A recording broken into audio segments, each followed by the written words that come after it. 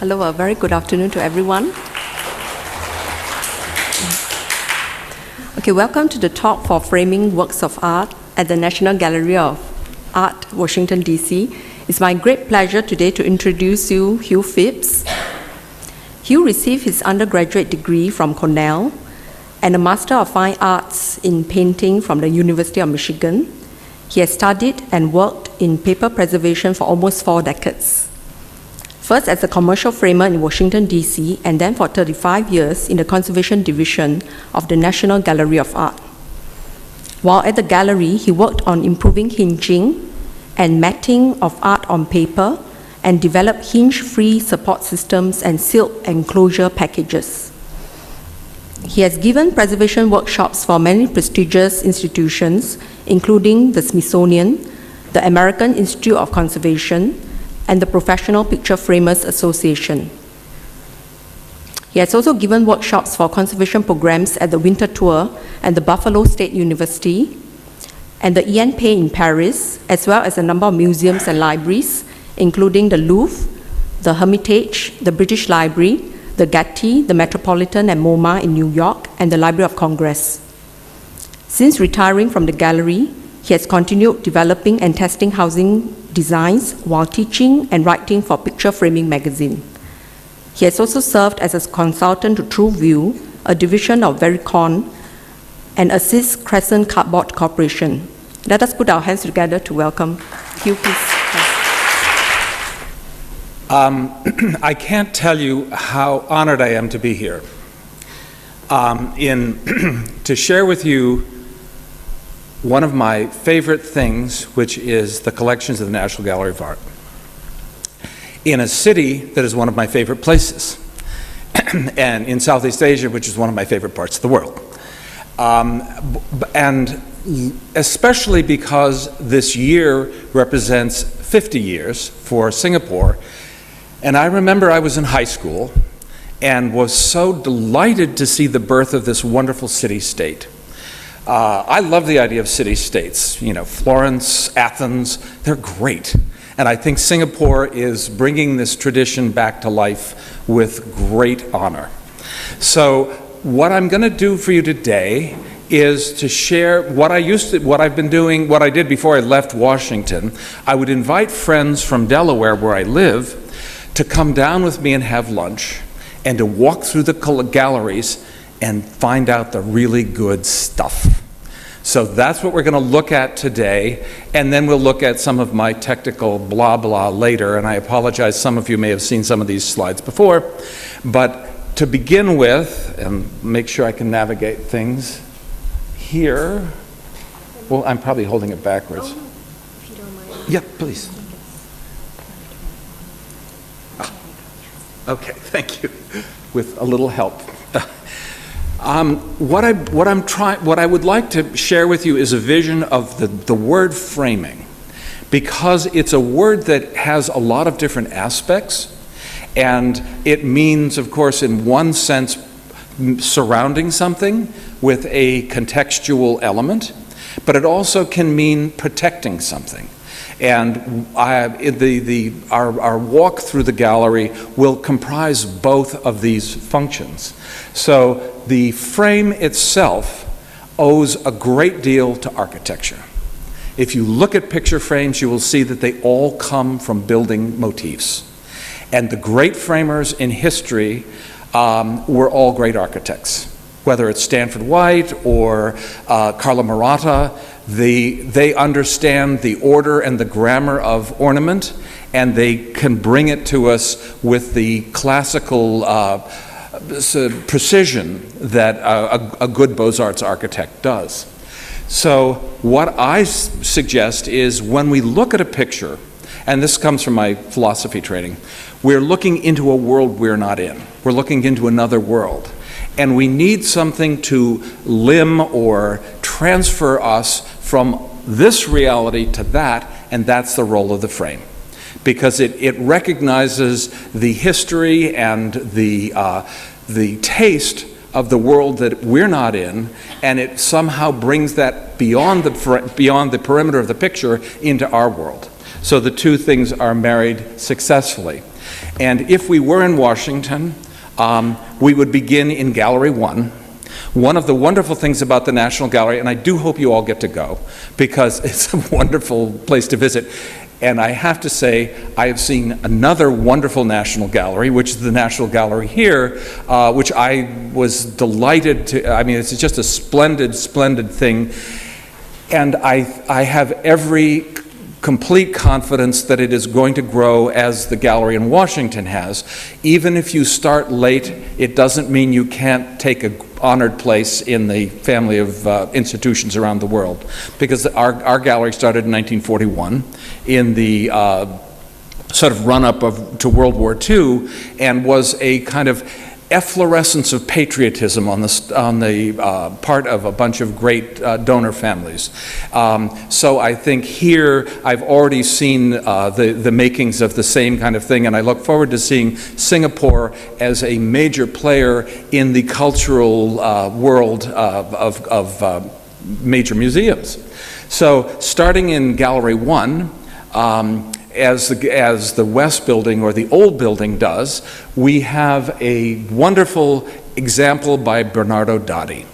And this is the Virgin and the Christ child, but it's also, we see a number of things here, which is why I've always liked with my Smithsonian class and everyone else to start here. Because we see a real frame, the gilt outside, which is Gothic, with certain parts of certain classical ornaments like the dentils going over the top, but we also see the Virgin enthroned in a represented frame. So we have the two worlds brought together, everything here at once. We also have the fact that when we are looking at the represented world, we have to accept conventions that would be just insane in our, if you look at this picture, it's quite surreal. Look at the size of the Holy Family and everyone around them. They're completely out of scale, and it doesn't occur to us to raise that issue. But what happens, this is what's called an engaged frame. So it means that the whole panel was commissioned as a thing unto itself, and then the artist created the artwork, and then it was gilded, and then all the punching was done. So when you usually see the budgets for this kind of thing in this early time in art history, the gilder, the carver, and the artist were all paid pretty much the same. Later, it very quickly separates out. But the wonderful frame on the Agnolo Gaddi here is one that I love to tell people about, because I can tell you who made what. Can you hear me if I stand up here and yell? Because I have to speak with my arms. But these wonderful columns were carved by someone in Pennsylvania, and the capitals were carved by my colleague Steve Wilcox. And when they make these things, the bugs tend to favor the parts that stick out. So the original columns and the original capitals were eaten by wood-boring insects decades, hundreds of years ago perhaps, so they had to make new ones. And whereas everything else, of course, it goes back to the proper century and it's in quite good shape other than these additions. But I've watched over the years as the columns and the capitals came and went. Sometimes they would like them there, and then sometimes they'd take them away. I think by now they're settled in and they're going to stay. But you could go to Washington and see them with those not there. So one of what we're looking at is all engaged frames. This is the Master of St. Veronica, and I don't know what I left out down there. I'm sorry about that. But it is a northern version of an engaged frame. So you see the frame is quite minimal, but it is actually carved into the panel. It's all to the one. So at this point, you are looking at whole artistic entities. Everything is together. We don't have, the frame is not separable or ever separated from its subject. Here, however, we have another story. So this wonderful Virgin and Child by Giotto was in another frame when it arrived at the gallery, and they decided that the frame was probably a Victorian sort of copy of what they thought was a good Giotto period frame. But my colleagues realized that this was not visually appropriate. So they searched the world to find the best example they could of what kind of frame a Giotto should be in. And they settled on a frame in the Kunsthistorisches Museum in Vienna. And so they had a wonderful frame maker named Willy Schmulke in Vienna copy that frame, and he did. He did a wonderful job of copying it, down to the fact that the outer elements that are actually right through here, this was just stained wood, because that's exactly what was true of the Viennese frame. So my colleague Steve Wilcox had to then gild the parts. We didn't want this to look like it came out and sort of an incomplete item. So he gilded the outside. He then did a beautiful job of toning it to match the tone of the Giotto panel, and then did beautiful punch work. Using what I would call a kind of fine Italian hand, which is don't make it too regular, make it flow, make it lyrical. And Steve is basically everything I'm going to be saying to you this afternoon, 90% of it comes from him. You'll see him shortly in his lab working. But when you go to the gallery, there's a lot to learn from the labels. And if you're walking through the gallery, anything that says director's tour, stop, because it's all the best of the best. Well, this is not only on the director's tour, but it's a star on the director's tour. But if you look at the labeling of it, you will see that I've put Fra Lippo Lippi over on the left and Fra Angelico on the right. The reason is that down here, this portion is Fra Angelico. And you should stop and stay with that, because it's as good as anything that you'll see in Washington, and probably pretty much anywhere else. Behind it, there's a crowd scene that's occupied by kind of cartoon characters, which is Fra Lippo Lippi. And then on top of the stable, there's some birds that were painted by the Medici family painter because they owned it. So it's like a collector's stamp, having the peacocks and the pheasant up there. So if you look at the labeling, you also see, when you see this, there are smaller, what are called predella paintings that came from the bottom part of an altarpiece. And of course, the Fra Angelico predella painting is on the right, the Fra Lippo Lippi is on the left. So they recognize that we should be able to read all these things, but it's not immediately evident when you visit. Frames are not always on paintings. This is a Renaissance jewel called Morse with the Trinity from Lille, France. And I don't know who Morse is, but it's a picture of some religious moment, and the part of the wreath and the pearls and the Renaissance part, the rest is a later addition. This is a great example of how we're always worried when we're working on works on paper with relative humidity, but because this is enameled gold, this also, when it traveled back to Lille, France, from whence it had come, it had to have a specially built container and frame to maintain the proper relative humidity, because enameled objects are actually quite RH sensitive. So it too has very interesting, not only sort of iconographic aspects, but also physical aspects, at least to me. So one of the things that I used to love to share with visitors, and this is a tribute to our wonderful, wonderful donor Lessing Rosenwald of Pennsylvania. He collected incredible prints, including this box from 1500 from France called Christ with the Man of Sorrows. And it's a wonderful illustration of the fact that that print has been sitting inside that box for 500 years, and it looks fine.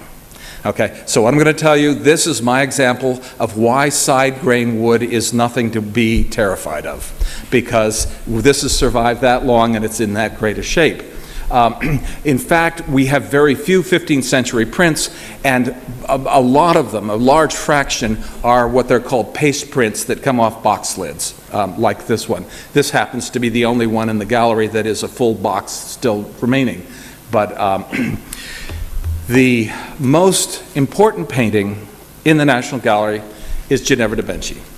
So its frame is a wonderful period piece of molding that is definitely not original to Ginevra. We know that because she was much longer before she actually had hands. And they have been trying to find out which Leonardo drawing might have been the drawing of her hands. But if you see this, you have to walk around the backside, and you will see a wreath there that has the family motto and sort of iconographic elements in her story. She was a young lady who had apparently a not very happy marriage.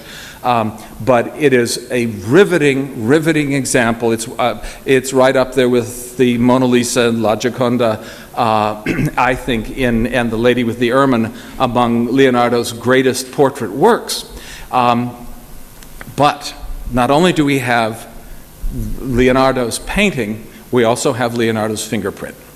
So the yellow dot above shows the whorls of his fingerprint that is in the paint surface. And if we get to a point in the future where we know what that looks like, we may know more about Leonardo's makeup as a human being. But this was discovered as they were doing work on the painting in the not too distant past. Another painting that I am particularly fond of, and I have called this Workshop of Verrocchia because that's the old label. It is now given to Nerocchio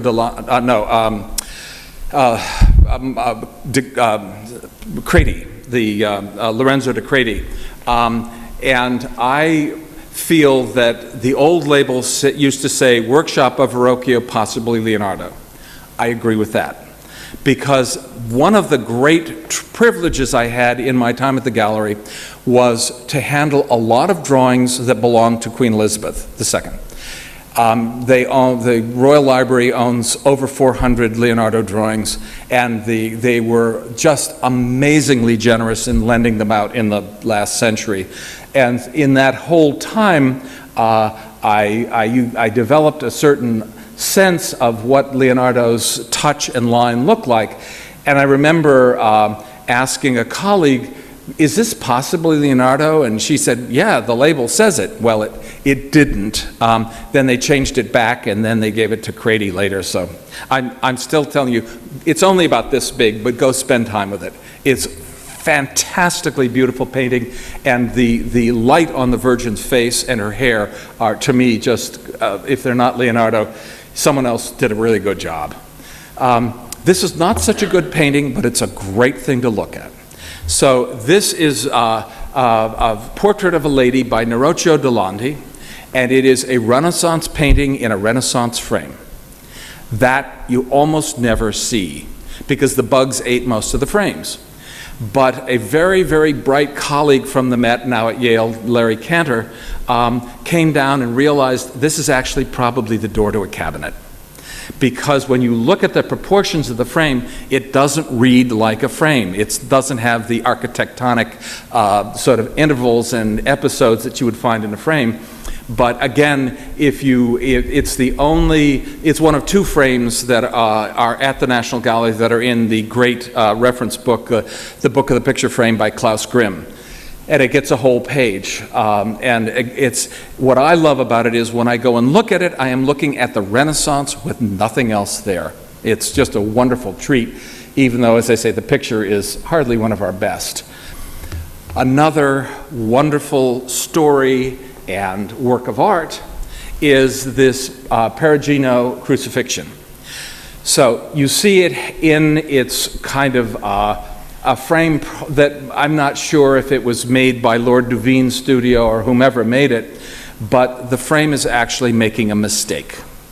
And the mistake is this: the outside panels should be lowered by a few centimeters.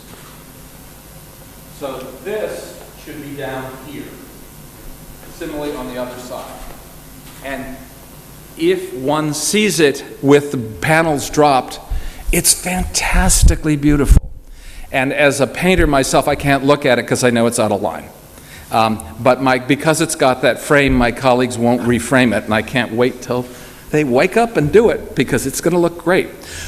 This is one of the pieces in the National Gallery's collections that used to be in the Hermitage. In the dark days of World War II, when the Russians were really hard up for material, Andrew Mellon, our founder, went to President Roosevelt and said, well, if the Russians want money, I know what I want to buy. And he had his art experts go through the Hermitage, and the Russians haven't forgotten a thing. Whether it's the Alba Madonna or this, which we will see next. So this is another one of the things that came out of the Hermitage. It is a St. George and the Dragon by Raphael. So it started out as a thank you note from the Duke of Urbino, who had been given the Order of the Garter, the knightly order from the Brits. And if you look, and I'm really sorry, I got all these off the web, which is why the projections are so terrible. But there's a blue garter on his leg right there. And it then went to England and wound up in the royal household. And then it was deaccessioned by Cromwell and picked up by Catherine the Great. And then it went from the Hermitage to the National Gallery during the dark days of World War II. So my inference is that we are looking at an Italian painting in a Russian frame. And if you look at the corners, my suggestion is those are probably Romanov eagles. So it is a great statement of history and how power ebbs and flows and comes and goes from one part of the world to the other. So we see another way in which frames are preserving not only the physical quality of the artwork, but also the history that goes along with the artwork. Oh boy, this is a really fascinating painting. It is one of Giovanni Bellini's great works of art. It's the Feast of the Gods, which is a very secular subject matter, which previously had a tabernacle frame. And tabernacles are essentially religious in their architectonic elements. So it was felt that back when the painting was cleaned, that it should get another frame, and one was ordered from London that is quite a beautiful copy of a Renaissance frame. But along the way, they really pieced together exactly what happened, and it's a fascinating story.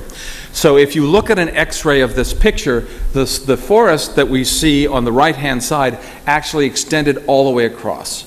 And this not very bright artist named Dosso Dossi decided he didn't like it. So he painted over the upper left portion of the painting. And he painted in, there's, some of you may be able to see it, it's lost to me, but somewhere up on the right-hand side there's a really stupid-looking pheasant up in the trees. And Titian then realized that he had no way of taking Dosso's oil paint off of Bellini's, so he simply painted over Dosso. So we have a great early example of what I call additive conservation. And I say, yay, Titian. You can see depicted up on the upper left what Titian added, and he certainly didn't diminish anything. All credit to him. So among the collections are some wonderful works that are books and manuscripts. This one is, I've worked with it too much, and I don't remember if it's a manuscript or an incunable, I don't know. But it's an example, since my role at the gallery was really trying to represent the interests of preservation. This is a sterling, excuse the pun because those are silver bosses on it, example thereof. What you see is, and this is why I say our ancestors had a lot of good ideas. They put those things on the book to keep it from being abraded by anything. So we have some of the most longest surviving velvet on the book still, thanks to the bosses protecting it. And we see the Emperor Maximilian I there with lapis lazuli around him in stunningly good shape, because the foredge of the book, the outside, is covered with gold leaf, which is a vapor barrier. So again, we see lots of good ideas, and my idea is that we should always look carefully and respectfully at what we're gathering from prior generations. This comes also from the Emperor Maximilian I. There are 4 volumes in the National Gallery by Georg Hufnagel that are sort of natural history volumes. And this one is a person whose name really was Pedro Gonzalez, but it Latinized to Petrus Gonsalves, who was wound up in the household of Catherine Medici, who married him off to one of her servants. And the question always was, this is apparently the beginning of the Beauty and the Beast kind of myth. But apparently Beauty is not all that distressed by the beast, because she does have a comforting hand on his shoulder. And they wound up having 7 children, 4 of whom had the same facial hair issue that he did, and we are never allowed to show them because the bright pink costumes are too fugitive. But boy, do I love to show that to visitors when I was in the storeroom, because this one is just the most shockingly beautiful thing to see. And again, it shows how well a book will preserve the most fugitive and wonderful stuff. I think these books are now going to be available in facsimile and online. And if you find them anywhere, spend time with them, because they're called the Hufnagel volumes, and they're wonderful. There is, I'm sorry that I don't have the frame here, because there are some things where I could get the frame and others where I couldn't. But this is Titian again, painting the Doge of Venice, and it's in a Titian frame, which I think may well be original. The motifs and everything make it look, and portraits tend to keep their original frames. There's this one, if you're visiting Washington, you see this guy with his giant hand there. Look carefully at the frame, because I think it's a wonderful thing to see. Again, no frame here, it doesn't matter. The great story is who done it. So this is, there was a time, some time ago, when there was something called the Rembrandt Project, where art historians from all over the world went to all the major museums and said, that is and that isn't. And we started out with probably 30 Rembrandts and wound up with maybe 15 to 20. It was fine with us. And among all of that, there was this picture that was a huge conundrum, because it is a brilliantly well-painted portrait of a little girl, but it's clearly not a Rembrandt subject. He never painted pictures of little girls. And my brilliant colleague Arthur Wheelock has said it is possibly Carl Fabricius. Well, anyone who knows Fabricius, he was killed in the explosion of the Delft magazine when he was a very young man. There are maybe 10 of his paintings really in the world. So, hey, we don't need another Rembrandt. We'll take a Fabricius. Thank you very much. There are times when, and the other thing I like to share with people when I was touring them with Washington is when you have 2 examples of the same thing, what do they comprise? So Jean-Antoine Houdon made fantastic marble portraits of people from the Enlightenment. And we had a wonderful exhibition of his, and back in the days when we were invading Iraq. Bad idea. And so a lot of people didn't like it because it was French and it ruffled their political feathers. But I got to meet George Washington, Benjamin Franklin, and Thomas Jefferson in meeting especially in Jefferson and Franklin, who actually sat for Houdon. His portraits are so lifelike that you felt you've actually met the sitter. So here we have Voltaire in the domestic, no wig version, And when you look at him and then see him, you're really feeling your eye thou with the great author and thinker. And then you get his formal portrait, and he kind of left the building. So if you are in Washington, I would invite you to, they're usually side by each in the French galleries, to look at it and see if I'm wrong. So there are times when we would acquire paintings that had so much dark varnish on them that you almost didn't know what it was. And this was one. I remember when it arrived, it looked like a sheet of mahogany. And slowly my colleague Michael Swicklick would say, I just found a snake.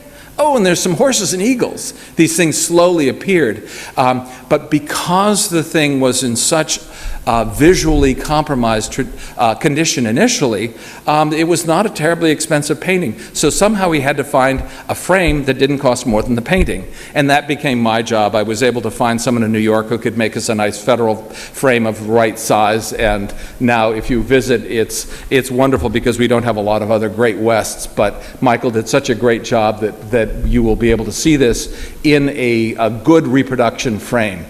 This is a picture of similar sort of background. This is the first painting that Albert Bierstadt did when he returned to the United States from Dusseldorf.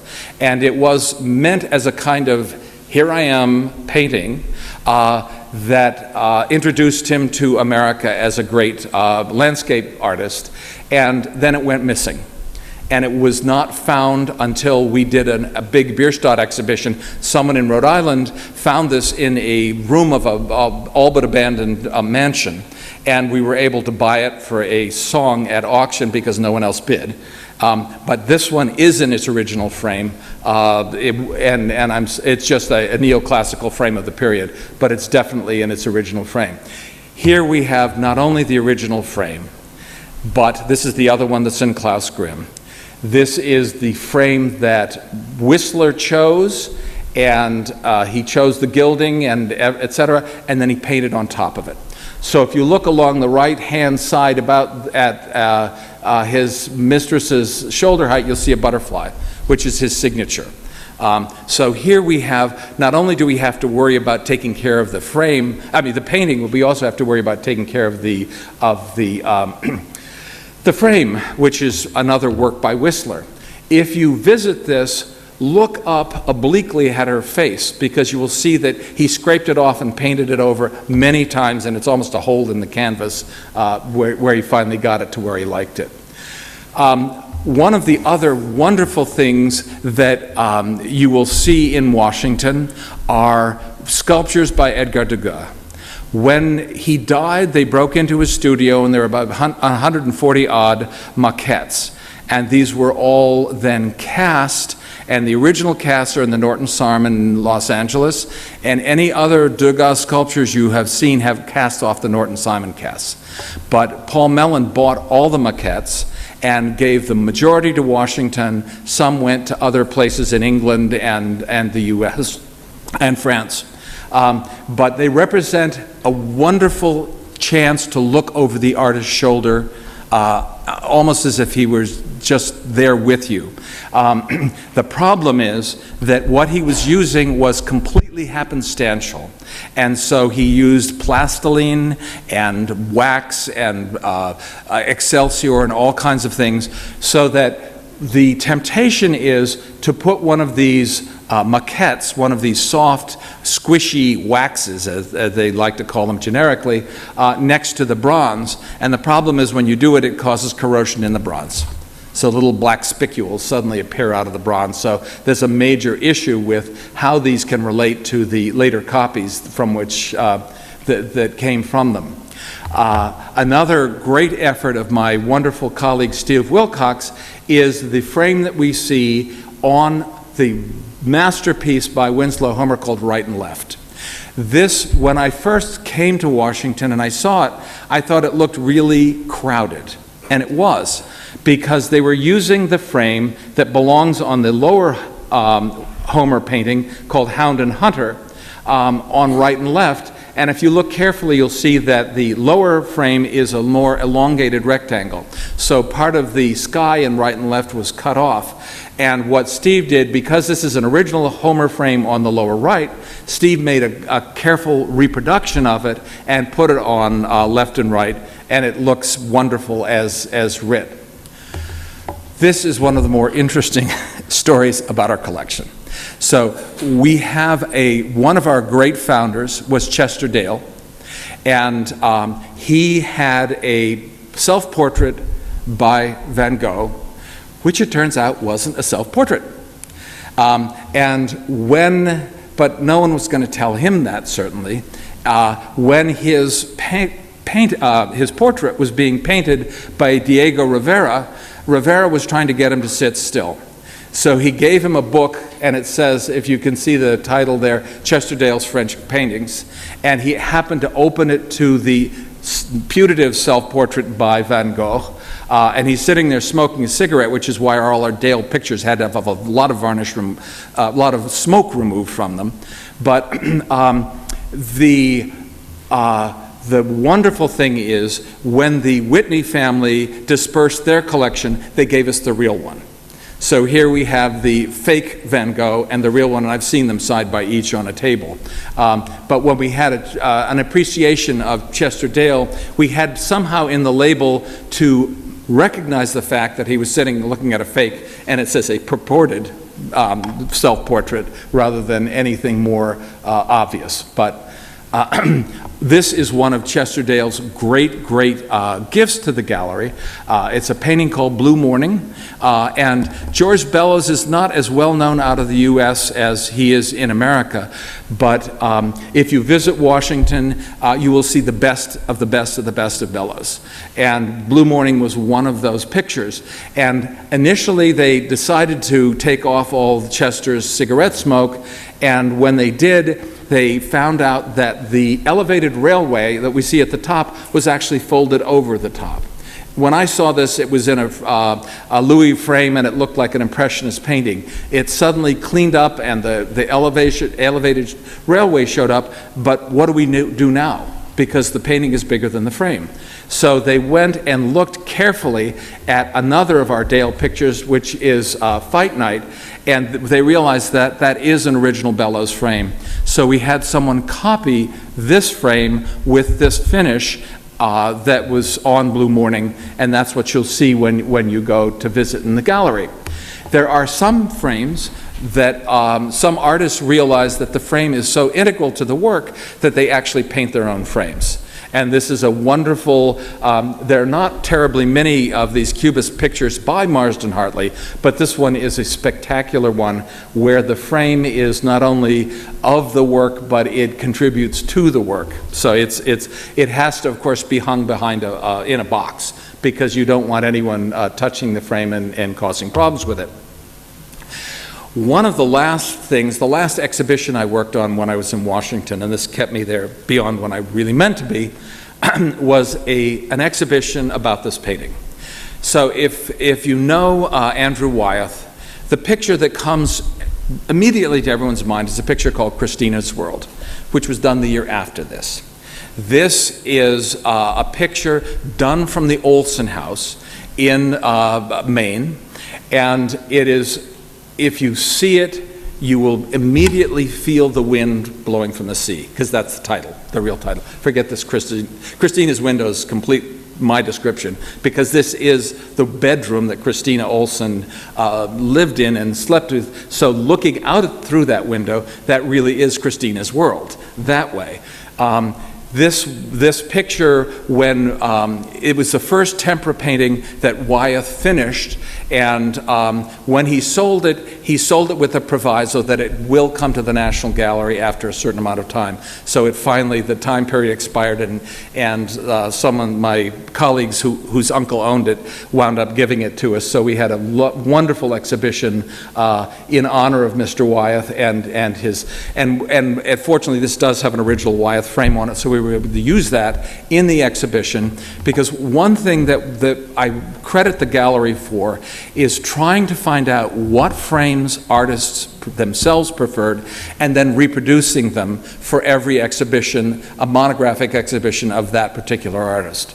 And I hoped to have the time to make a Wikipedia entry on artists' frames while I was there, and life intervened. But it's still an idea I think worth thinking about. So here we see the esteemed Richard Ford in front and Steve Wilcox in back are frame conservators working in the frame lab in the West Building. I have no idea what they're doing, but I think they're mostly just posing. But now I'm going to move toward what I was saying, the second part, which is how the contextualization, not just visually, but physically of the art really matters very, very much so in terms of maintaining things for the future. So this picture done by Robert Rauschenberg called China Summer Hall is 100 feet long. It's over 30 meters. And it started out behind where the camera is and went down a commensurate about what you see on the wall there, turned a soft right angle, and then went for 70 feet and then got another, and then winds up on another roll. So this is not what you want to do while you're not wide awake, because installation of this was massively difficult. The other thing that shows what happens in museums is that particular fiddle of a viol, I don't know, whatever it is actually sitting in a bucket of glycerin, which is fake water. But it meant that people had to go out every so often and take the lint off the glycerin, because then the illusion was lost if you saw that it was actually a relatively solid material and not water itself. One thing that is very important in museological terms is the ability to create replicas or facsimiles. And this piece is one of Rauschenberg's most important. It represents the period when he was working with Merce Cunningham and John Cage, and it has this beautiful polychromy silk banner in the middle, or curtain, through which Merce's dancers would come. And it was in private hands and on loan to the gallery, and we were going to put it on view, and the silk was dying. It was exploding. So my colleague Julia Burke was assigned with making some kind of a support, and I was supposed to make a physical support, and I said, this is going to look like a tavern sign. And so I woke up in the middle of the night and said, oh, Julia's wonderful. She'll make a great facsimile. And so everyone said, oh, well, let's call Rauschenberg. And he said, why not? The one that's there is already the second version. So if you see this, you're actually looking at number 3. But of course, I had to take number 2 and preserve that when the thing left the gallery and went on into private hands. So, because that's, I would say, the gallery's commitment to preservation is really stellar. The first action word in the gallery's mission statement, there are 4 of them. The first one is preservation. And I, being a preservation fanatic, loved throwing that in my colleagues' faces. So this work, and again, it's terrible to see it in this context, but it represents a commissioned work by the light artist Leo Villareal. And if you're moving, as we would be here, from the East Building toward the West Building through what we call the concourse, this formerly dark and ominous space was made brilliant and illuminated by the Villareal. So what we see here is the artwork is actually framing the audience. It's a wonderful sort of end to that part of the talk. So looking at how, and some of you have already suffered through these before, so I'm not going to labor over these, but here we see a Solendar box, the 18th century design that Daniel Solendar made up to store his botanical collections that he may have gotten locally here. He was out sailing around with Captain Cook. And my particular beef is we still make them as they did in the 18th century. I do think we should be able to improve on this somehow. We have lots of techniques, and we were working on one earlier today, for housing things without any adhesive, and this is, that's not a real Georgia O'Keeffe, it's a facsimile in a paper, stretch paper support. We have also pioneered the use of desiccated blotter for dehydrating things that really shouldn't be wet any longer than necessary, like hinges. We have hinges that go all the way around the perimeter of our work. On the left-hand side, we're looking at the top of a Mark Rothko on terrible construction paper, so it needs support everywhere. On the right-hand side, we're looking at Sol LeWitt, that is a huge gouache that is held down by its hinge because it came in curled and no one could figure out how to flatten it. So my colleagues realized that by putting a hinge that will wrap around the backing panel, that would do the work of the objects of the paper lab. We also make paper supports for irregular objects. This is a kind of cradle that can be fine-tuned to pick up the backside of any irregular piece. So the support and sequestration methods we have, even though they come from paper, actually serve all of the disciplines, paintings, and et cetera. This is a sink being held shut with lashings. Here is a pastel spacer for pastels on board, another paintings fragment spacer with using needle punch polyester, so it's soft and cushioning, but gives a gentle support to the entire perimeter of the fragment. Why I want glass on everything is that your visitors are constantly talking. I know that there are print rooms in some parts of the world where they give them a clean rag to put in their mouth if they're handling the art. I think it's a great idea. Or put on a surgical mask, because as we speak, we do expectorate. And that means if you're dealing with someone who wants something up without glazing in front of it, then my question is, how much spittle would you like on your art? I'm personally a fan of metal boxes for storing things, and in this climate I think that it's a good, simple, safe, quick way to ensure the relative humidity. We use lots of different kinds of sealing foils. Every time you go to the local store to get any kind of treat, it's going to be in a bag like this, and very often it'll have an oxygen absorber in it. We were looking at one earlier today. We learn by doing things the wrong way once. So we had paintings that went out to palaces in Europe, and they came back with the acrylic that we had made in front of them warped in and touching the painting. And in both cases, the painting abraded the acrylic, not the other way around, but we learned that acrylic will warp toward the wet or warm side.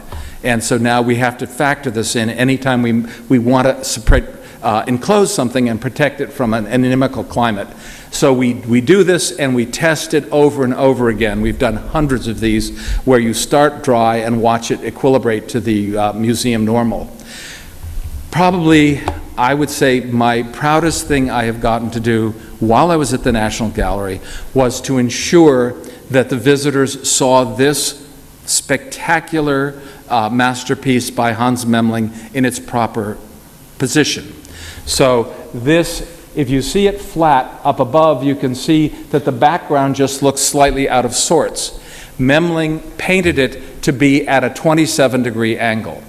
And the people who own this in Bruges required that we have an enclosure, and we used a special anti-reflective acrylic called Podium, but if you try to bend it with heat, it crizzles, it gets all frosty.